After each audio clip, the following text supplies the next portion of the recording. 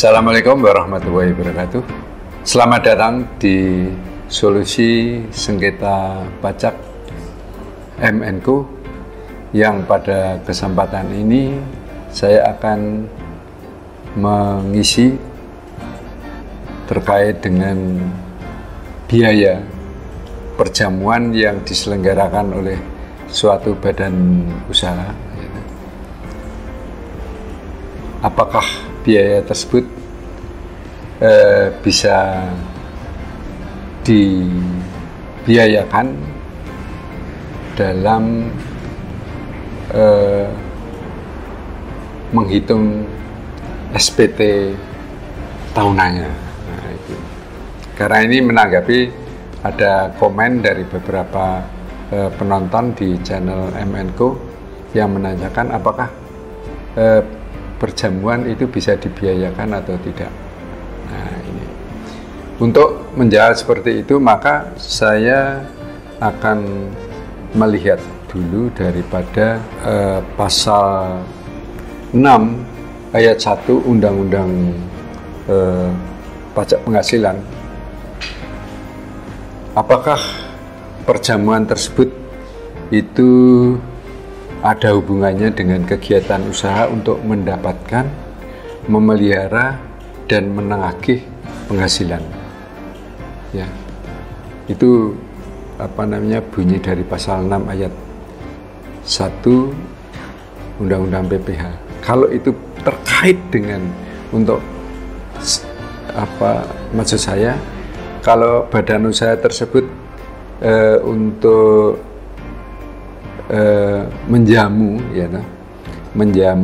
atau melaksanakan entertain dengan para pihak untuk bisa mendapatkan atau memelihara dan menagih penghasilan, maka itu diperkenankan. Bagaimana kalau tidak terkait itu, misalnya melakukan perjamuan dengan internal, ya, misalnya kalau badan usaha itu mempunyai cabang-cabang dari tempat-tempat yang lain, kemudian diundang untuk melakukan perjamuan, maka itu kan seperti pemberian natura. Nah, pemberian natura sesuai dengan ketentuan itu tidak diperkenankan untuk dibiayakan, karena itu sifatnya adalah internal, artinya itu adalah tidak memenuhi ketentuan sebagaimana dicantumkan dalam pasal 6 ayat 1 Undang-Undang PPH. Jadi kalau itu menjadi sengketa di pengadilan pajak, artinya itu diajukan banding oleh para pihak, maka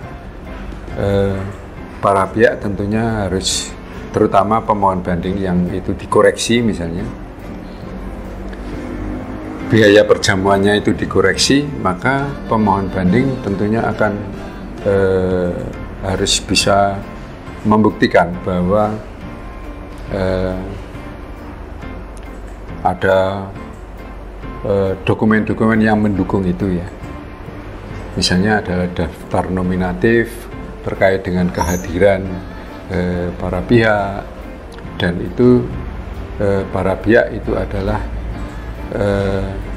di luar internal daripada pemohon banding, ya toh. Kemudian ya nota-nota pembayaran dan sebagainya yang kira-kira mendukung bahwa itu merupakan kebutuhan untuk mengadakan jamuan, yang mana perjamuan tersebut dapat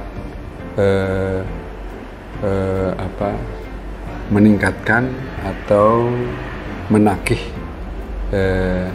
penghasilannya. Jadi untuk meningkatkan penghasilan dari pemohon banding. Kalau itu tidak terbukti di dalam persidangan, maka ya tadi yang saya sebutkan itu terkait dengan pertemuan internal atau pertemuan walaupun tidak internal tapi tidak ada pembuktian bahwa itu bisa untuk mendapatkan meningkatkan dan menagih penghasilan, maka ya tentunya oleh majelis hakim itu tidak akan dikabulkan. Jadi terkait dengan perjamuan, maka di sini saya sampaikan bahwa kalau itu apakah biaya tersebut bisa dibiayakan atau tidak, ya tergantung pada pemohon. Apakah itu terkait dengan usahanya enggak, sesuai dengan pasal 6 ayat 1 Undang-Undang PPH. Kalau itu terkait dengan itu, maka tentunya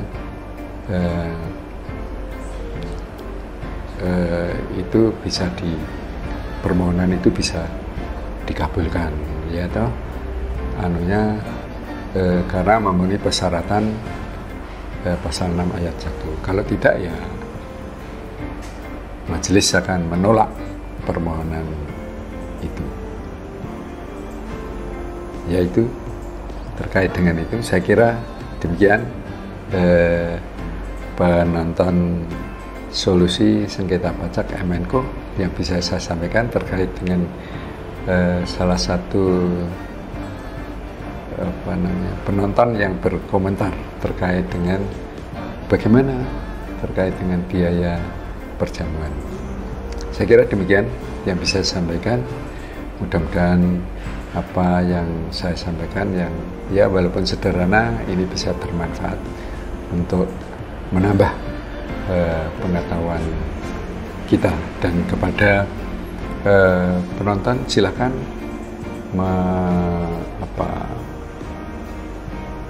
membuat komen-komen terkait dengan tayangan kami di solusi sengketa pajak Menko yang nanti bisa kita sharing kepada yang lain sehingga menambah wacana atau pengetahuan kita di bidang perpajakan, khususnya terkait dengan sengketa pajak yang ada di pengadilan pajak. Saya kira demikian. Terima kasih atas perhatiannya. Wabillahi taufiq wal hidayah. Wassalamualaikum warahmatullahi wabarakatuh. Salam sehat.